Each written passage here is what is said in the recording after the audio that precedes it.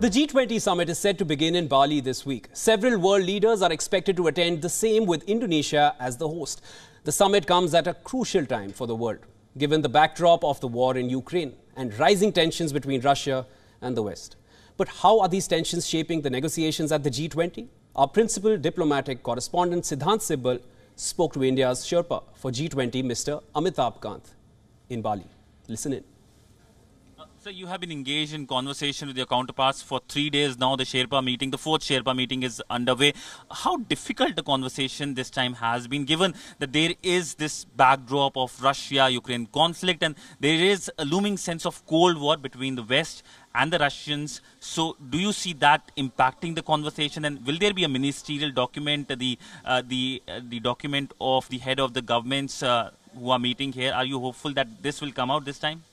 No, the negotiations have been very tough. They've been very intense. They've been, the challenge with G20 is that it's a consensus-making body. The difference between United Nations, G7 and G20 broadly is that UN is too large a body. It's a body of 186 members. You can do voting there.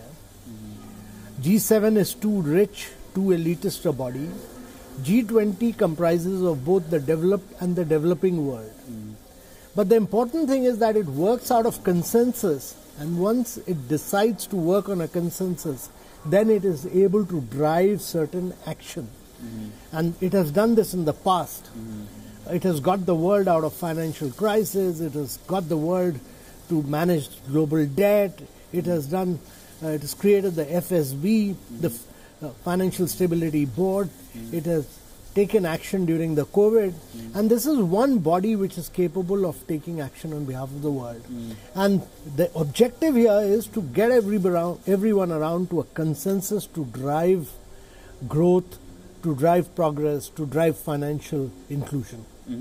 This time around, the Russian president is not participating, and of course he is represented, the Russian delegation is represented by the foreign minister Sergei Lavrov. Now, how do you see this development as, and how do you see the Western stance during the conversation you're having here at G20? See, all the Sherpas are negotiating for the last 3 days. There's been separate discussions in the finance track, which then comes into the Sherpa track. The challenge has been to bring cohesiveness, bring unity of thought, bring everybody together.